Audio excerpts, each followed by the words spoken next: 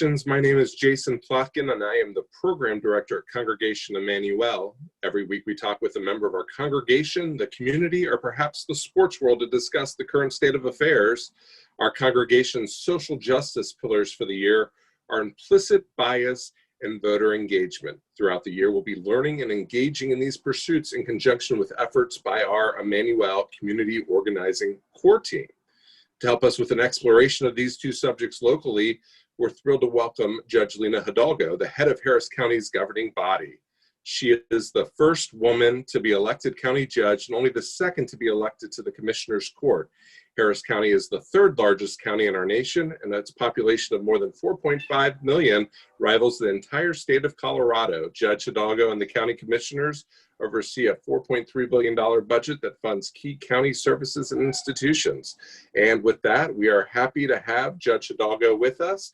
And just for those watching, our format today will be Judge Hidalgo will share some opening remarks. We'll engage in a question and answer, and then Judge Hidalgo will share some closing remarks before I say goodbye and thank you. So Judge Hidalgo, the floor is yours, and thanks again for coming on today. Oh, thank you so much, Jason. I'm so excited to share this venue with the community. I'm so grateful to your congregation. I'm so thankful for your efforts to truly take action in supporting the community and not just avoiding tough conversations, but having them and going even one step beyond that to make a meaningful impact.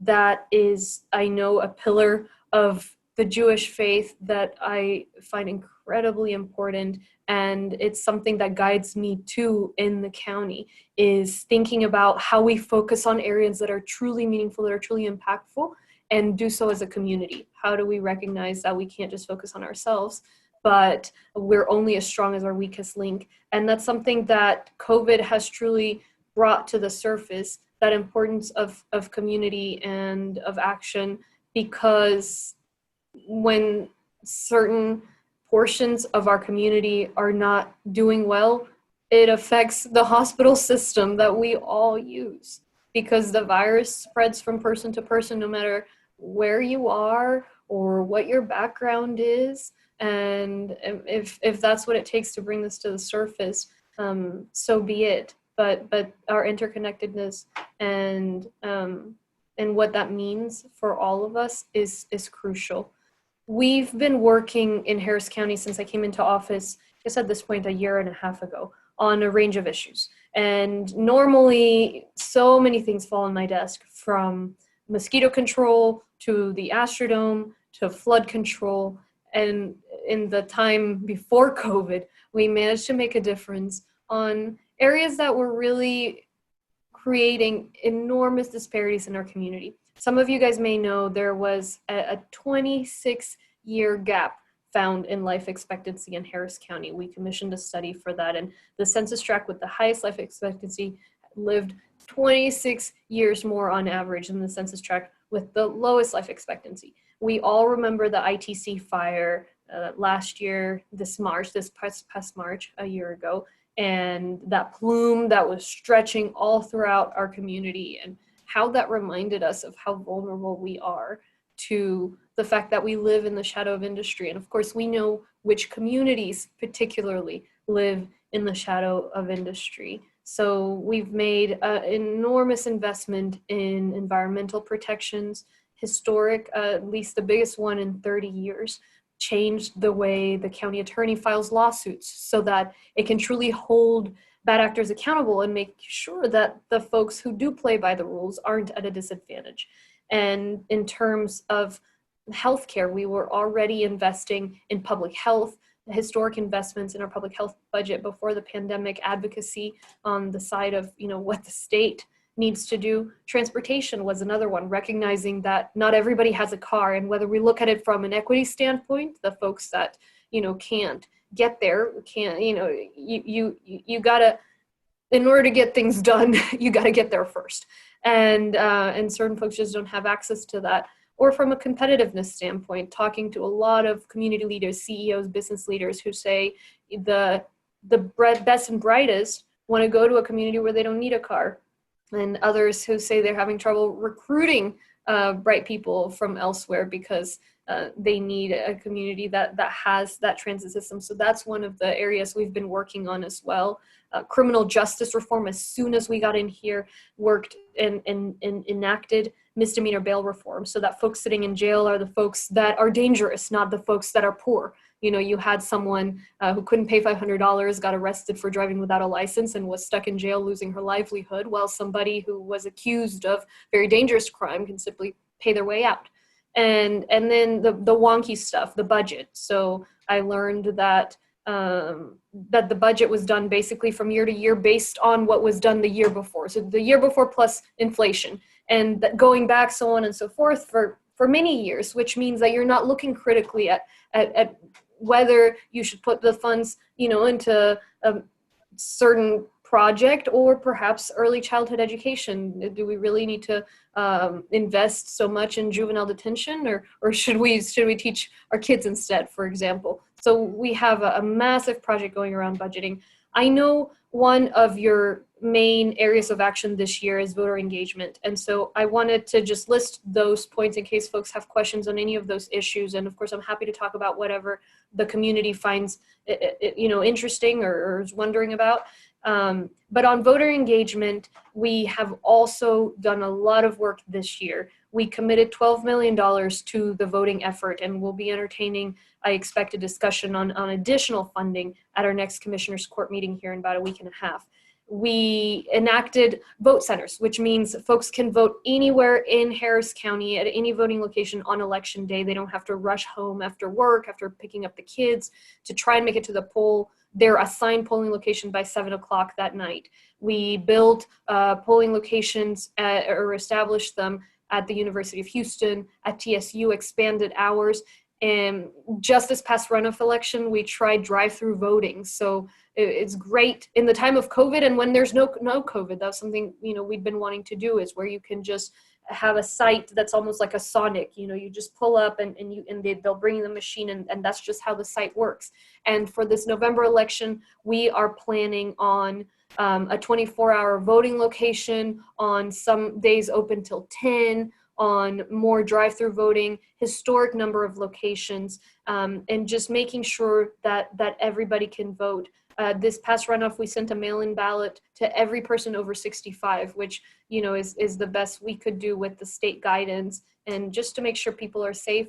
And we've also now created the position of an elections administrator. So it used to be that voter registration was done in the registrar's office, the tax assessor collector's office from historic, you know, for historic Jim Crow reasons. And then the elections administrator is done in the county clerk's office. But of course, if you talk to the ACLU, the Texas Civil Rights Project, the folks that study this, the academics, we had some academics from Rice that looked at the data on this, and the outcomes for registration for voting so much better if you have it in one office. We're the only large county in Texas that doesn't have it, and so we've done that now. We've established an Office of Elections Administrator, and that is going to be independent, apolitical, and is going to be focused squarely on making sure that those registrations get done and meet targets, and that elections are implemented in a way that makes us all proud, that's beyond reproach from a safety, security standpoint, and also an accessibility standpoint. So let me end there by just reiterating my thanks to you guys, to not only engaging with these tough issues, but acting on them, and for including me in this discussion. And happy to talk about, you know, COVID, of course, but I figured perhaps I'd share some of the other work that we've been doing. Well, again, thank you for those opening remarks. And to follow up on where you ended, let's start with elections. So just so you know, I collected questions from our congregation, from members of our congregational community, about namely voter engagement and implicit bias. So the first question is, you know, you have brought a fresh perspective and transparency and engaged people in the Commissioner's Court. How does this effort translate to encouraging populations to vote that may not have historically voted in our community? It's hard, you know, people will vote if they feel that they have a reason to vote. All of us are busy, especially these days. Folks are being pulled in so many different directions. And my belief is that if you show people that government works, they will want to engage with it. What's the point of being part of government if it doesn't deliver to you? And so that's been part of my driving force, of my North Star, is I want to show results to the community so they see a reason to hold us accountable. The other part is entry points, is trying to make it easier for folks to understand what it is we're doing. When I first got into office, folks sometimes have a transition committee. I instead had an open transition. We did town halls. We had thousands of people participate. Right now, we just established the first community flood resilience task force. So we'll have very diverse group of community members. They can have a technical advisory committee with, the engineers and the developers and whoever they need, but the crux of the main board is supposed to be community members. It's modeled after what they do in other areas around the country where they're working on these types of issues. Of course, trying to make the commissioners' court meetings more open. And that's some silver lining from COVID, is that I think folks have seen the role of local government and recognize the types of fights that are fought on the shores of local government. So it all gets together now. So you have, the demonstration that engaging with government yields results. You have entry points. And then finally, of course, you got to make it easy for people to vote. So that's the third piece. And that's what we're working on with all of the efforts that I outlined. But, it's going to take it could be a virtuous cycle or quite the opposite. And so I think if we all work together on that and we deliver those results, we do open avenues for accountability, that hopefully that'll be something that will continue to thrive in our community. All right, our community organizing core team submitted this next question. What do you see as the biggest barriers in the country that we're facing right now as it relates to a safe election, and what role can us faith-based communities, Congregation Emanu amongst them, play in helping to overcome those barriers? Trust in the elections is just so important. And you got to look, of course, at the security angle as one. And that's something where we want to make sure our results are beyond reproach. And we are working so hard to troubleshoot everything, to predict and prepare, to learn from any past mistakes that may have been. And that's something that every community around the country is facing. The fact that we all administer our elections locally, we all have to be very, very, very careful with that. There has been an effort from the state actually to help us make sure that we have that security all set up. And there was some work there, I think it's Texas A&M University and experts, so we're working with them. So that's one piece of it.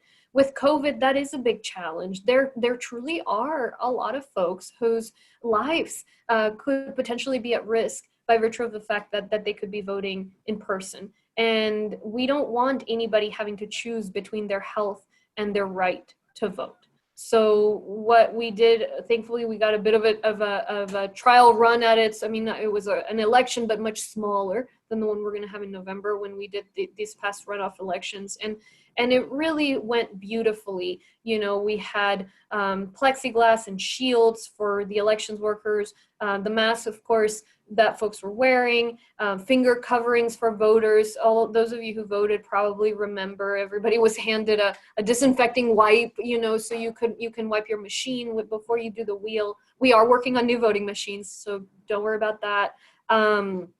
So that's something that we'll continue to work through. The drive-through voting is important, and we're still working with the lawyers to see if we can send a mail-in ballot to everyone in the county. And so that way the folks who have a condition that puts them at higher risk of COVID can fill that in and say, look, I can't vote in person. It's a health threat for me, and just send it back. And if not, at least we'll send one to everybody over 65 like we did back in the runoff. So it's disappointing that we have to overcome these hurdles, but we got to do it. The issue with the post office, big challenge. I mean, these are folks who are mostly seniors or people with conditions that could be exacerbated by COVID.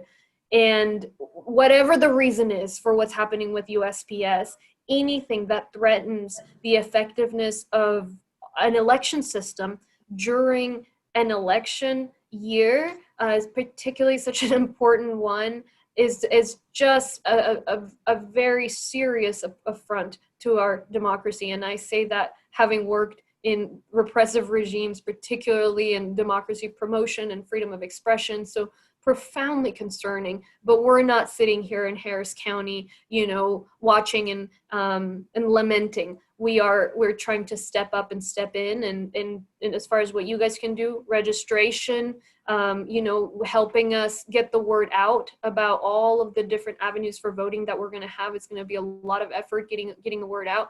And voting, just bring people to the polls, reminding them the importance, whatever side of the aisle we're in, we need people to participate. I really appreciate you giving a glimpse of some of the angles and ways that people can vote, because even I, as someone that I feel I'm informed, I feel I'm learning from you. So I appreciate that. Kind of on that similar vein, my background's in communications, and a lot of the things you've talked about easing the voting process is stuff that's working on or being worked through in the county.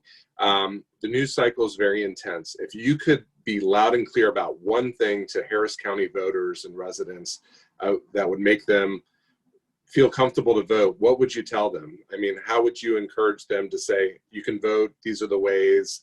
I mean, we're hearing so much noise out there. What's a clear and concise message that would make them feel comfortable about the voting process and how they can vote? Safe, it is a safe process, it is a secure process, and it's a flexible process. So we're gonna be making sure that that when folks go as safe as they can be from the virus, that their vote is treasured and protected and secure. And the flexibility is, you'll be able to go at all sorts of different hours, all locations, expanded locations. I mean, we have projected turnout and then gone up from that. We have projected like what would happen if everybody decided to vote by mail, and what would happen if everybody decided to vote in person. And we've planned for both contingencies. So that's the investment that we're going to be discussing, the additional one at court. We moved our canvassing operation to NRG. So anyway, if you guys want kind of quick thing, the acronym SAFE is what we're using. And so it's the secure and flexible elections, and making sure that folks understand it truly is safe. Well, I appreciate that. Now I'm going to kind of shift to the racial injustice, implicit bias conversation. I always say to congregants that we know there will be discomfort and there will be mistakes made along the way. No one's perfect when it comes to these conversations. But I think one of the things I struggle with, and I'm a father of a 4-year-old child, of a Black child, I always try to explain what implicit bias is, and I'm always looking for the right definition. I found one that is thoughts about people you didn't know you had. But I think the struggle is trying to create a basic framework when you're dealing with your constituents or your colleagues. What are you saying is your definition of implicit bias? Yeah, I think what you mentioned is very appropriate. And what makes implicit bias hard is that so many of us believe we don't have it. And so I would say I would add in there is something most of us probably do have.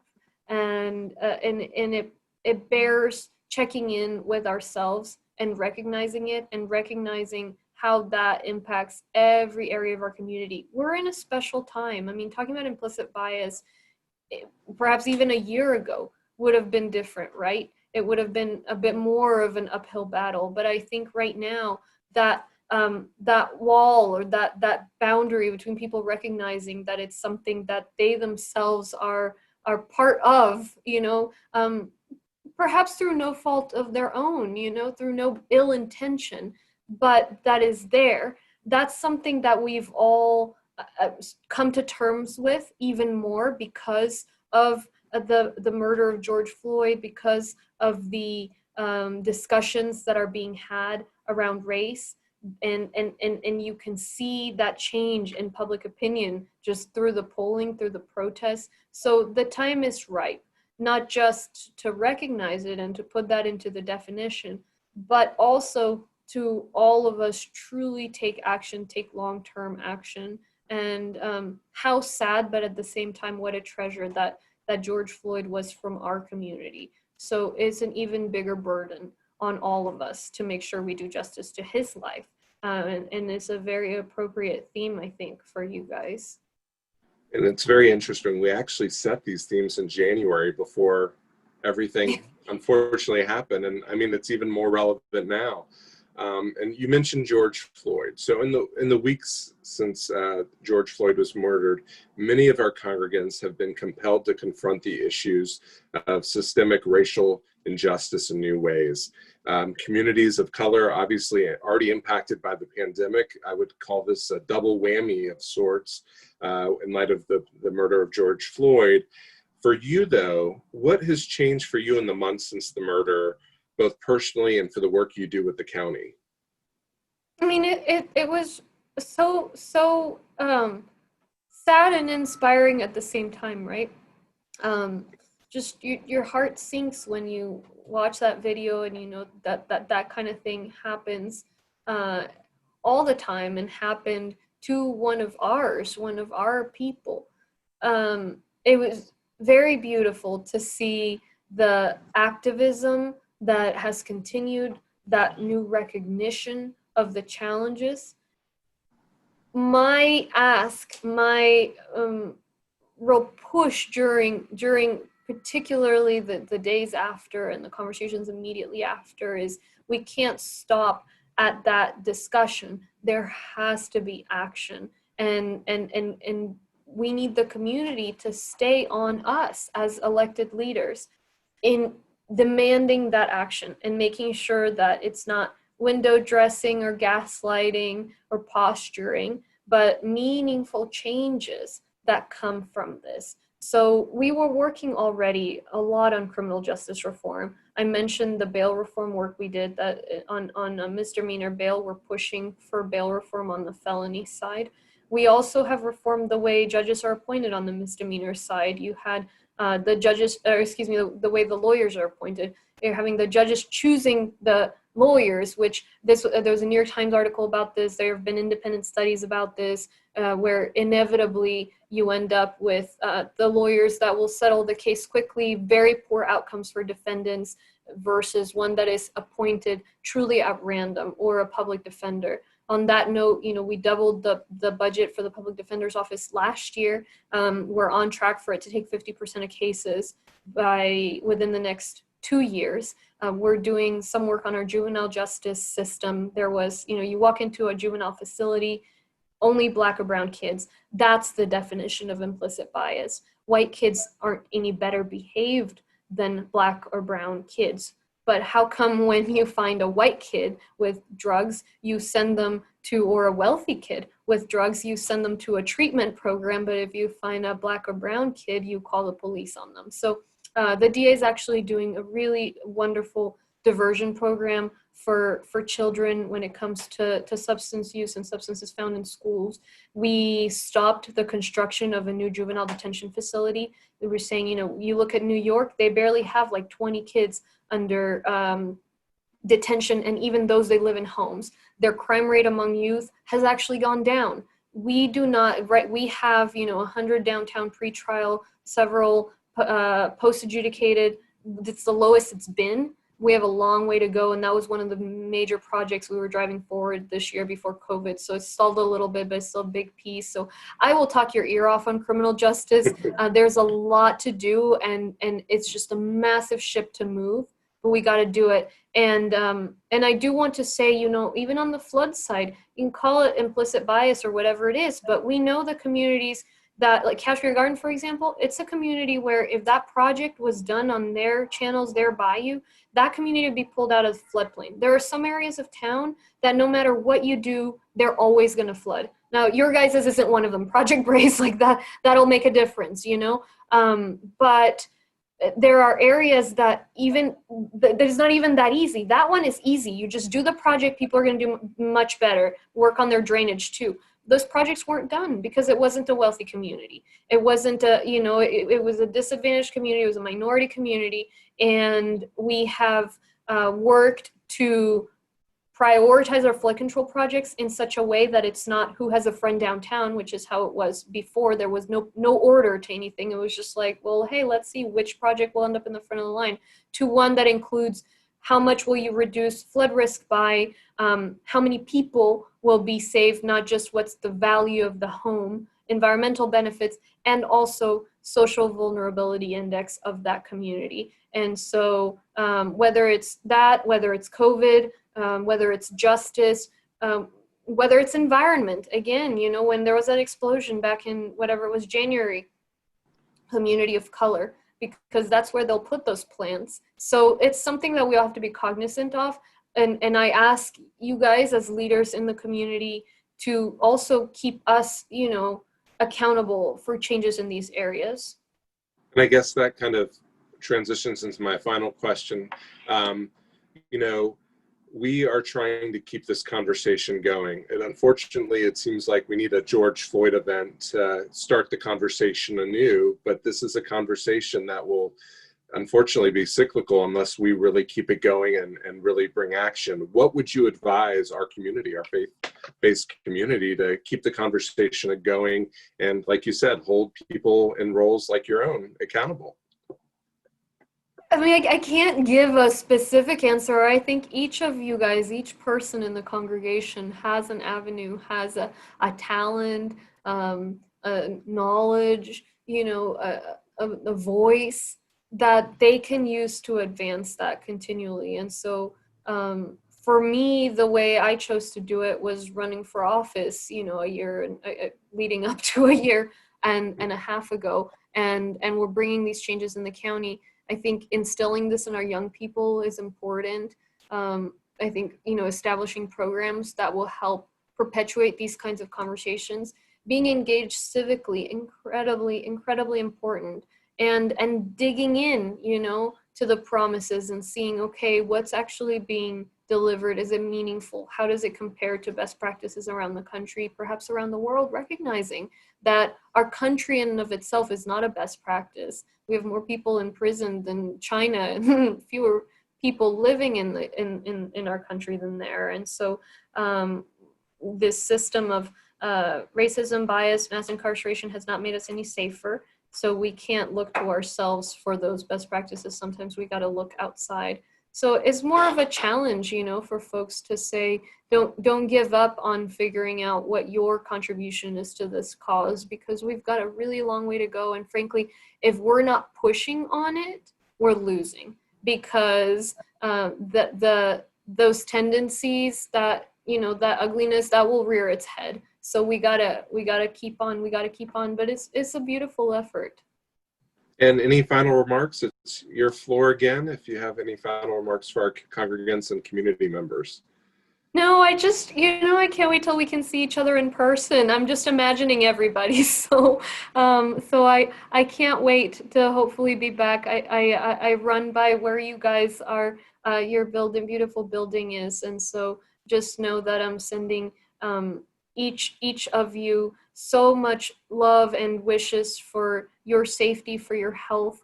Please stay safe. Help us out with COVID. Remember, we're still at red, and the more you stay home, you avoid gatherings, the faster our numbers will look good, and the sooner it'll be safe to send our kids to school safely for the long haul, you know, with precautions, not all of them, but some of them.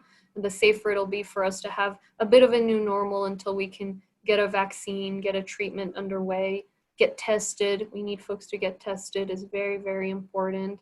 And thank you for the work that you do in your community as leaders and as true actors in making sure that the community is rising together.